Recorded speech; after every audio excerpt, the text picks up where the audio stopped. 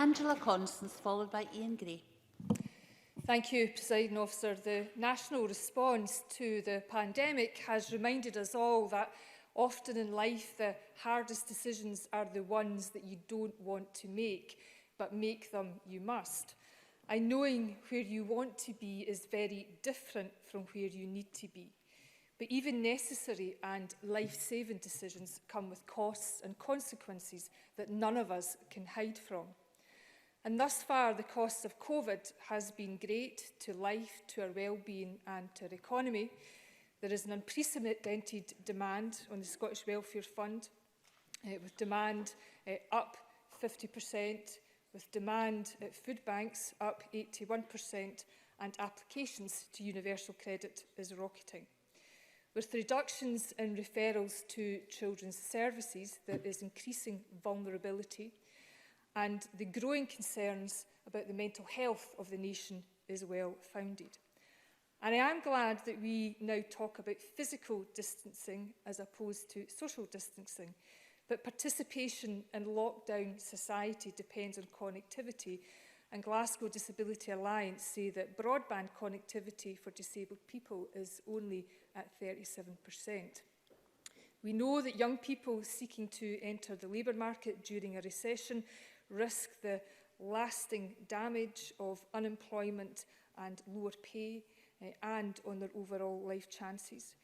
22% of our economy is closed, impacting on over 900,000 jobs and a third of their business base. And we know that it's not over yet, far from it. The sacrifices of the nation have indeed secured progress, but our position remains very fragile.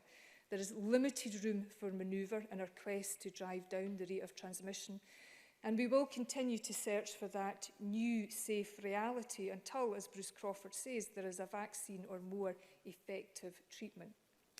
And students of history know that progress is rarely linear, and there has been and there will be setbacks. Yet public trust in the government's handling and the confidence in the stay-at-home, protect the NHS, save lives message remains high. But there can be no room for complacency, given that we know that those from the most deprived backgrounds, those with the biggest burden to bear, trust the least.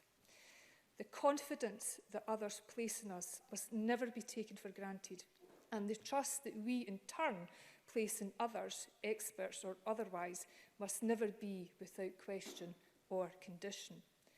Grown-up conversations about the future need to be reciprocal.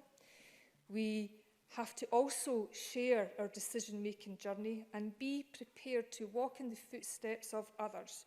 Now more than ever, politicians must remain connected to the lives and the experiences of communities of interests and place.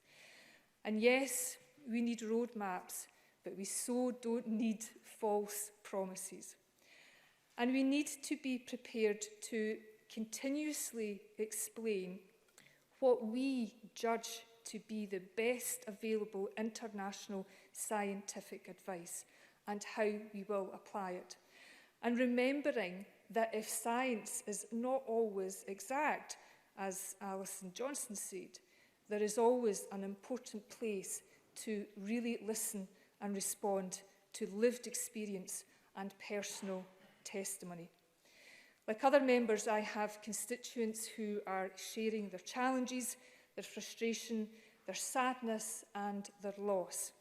And many of you will have seen the Channel News coverage of the grief of my constituent John, who lost his partner Mick, a 34-year-old agency care worker.